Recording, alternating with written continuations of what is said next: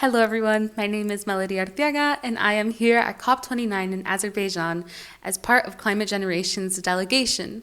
And tonight, I am joined here by my fellow delegate, Ethan. Ethan, welcome. Do you mind introducing yourself and also telling us your affiliation with Climate Generation? Yes, so my name is Ethan Vu. I am with the Climate Generation delegation, and I'm a youth environmental activist leader alumni. So the Youth Environmental Activist Network is part of Climate Generation. It's a network of high school students, and I held a leadership role, a former leader. Yes, thank you so much. We've been here at COP for 2 days now. As you were coming into COP and also in the next half of this week, what were some of the things that you were looking forward to, slash some of the things that you still are looking forward to or following at COP? Yeah, so what I'm still looking forward to is to meet other youth actually.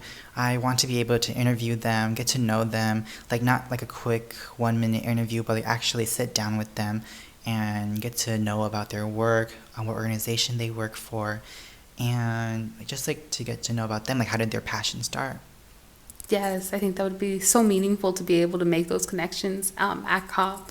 And speaking of, this morning we were invited to attend a conversation with the National Oceanic Atmospheric Administration, or NOAA, about youth engagement around climate on a federal scale.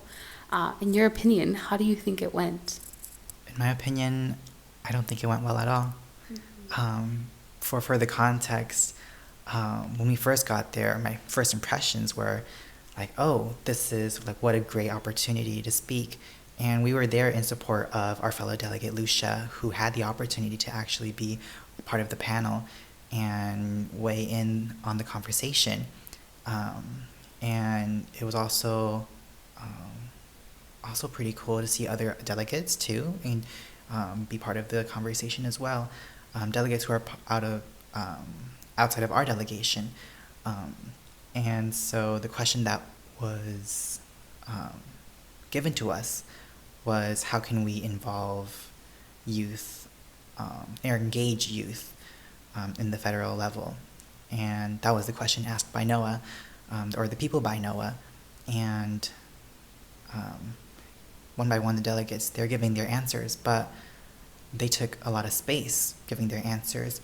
And in their answers, it wasn't even to like address the question. It was just about the work that they've done, about what they are affiliated with, and it was really like dodging the question like how do we engage youth in the federal level. Like I was at first I was trying to look for like their personal experience, like what has worked for them, how did they work with other youth, and how did they help their communities. But I didn't get any of that from the delegates that were talking, and because they took up so much space, our fellow delegate Lucia didn't have the opportunity to speak at all.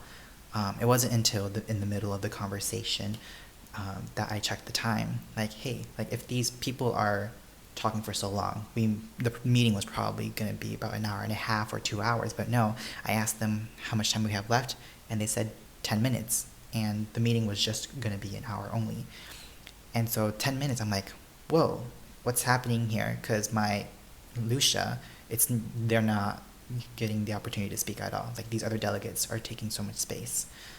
And so during the last 10 minutes, I was thinking to myself, like, what are we doing here? What is the question that they're asking? And it made me think, like, what do they mean by how do we engage youth at the federal level?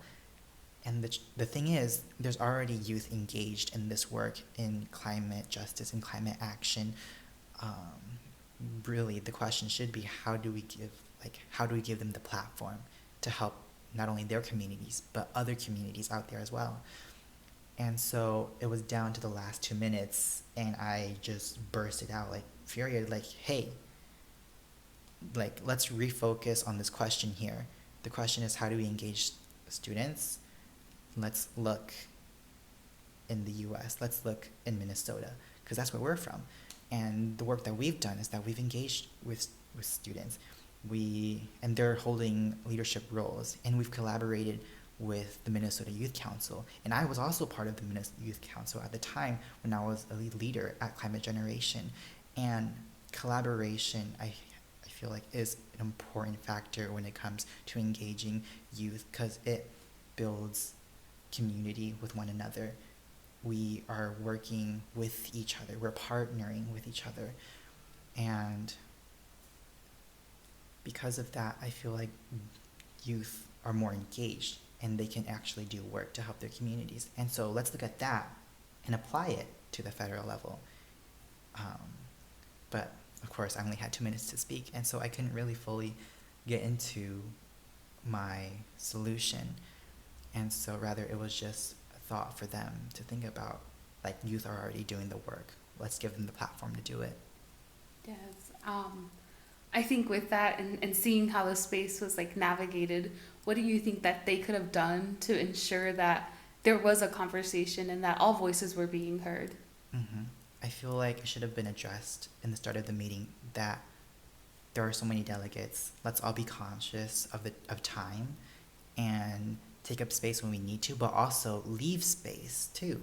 And that's the thing that we've learned as youth leaders, is to not only take space, but make space. And so I felt there was some unprofessionalism, and I felt the disrespect towards us as the Climate Generation delegation, and especially for Lucia, who was asked to be there. And the fact that she wasn't able to say anything, it just makes me frustrated. And it's like, what's the point if you're going to ask us to be there, but not really have us be able to talk? Mm-hmm. Thank you so much for sharing your experiences with us and giving us an insight into like what these conversations look like at COP. To kind of wrap this up, do you have any final like thoughts or comments that you would like to share? Yeah, final thoughts. Our experiences are valid, like, even though it's mine and Lucia's first time as delegates at COP29. Just because of that shouldn't like disvalue the work that we've done already. And so our work, it's like we have lived in those moments and we have those experiences, and that's what makes us, what makes our voices very important. And it's just they need to start acknowledging that.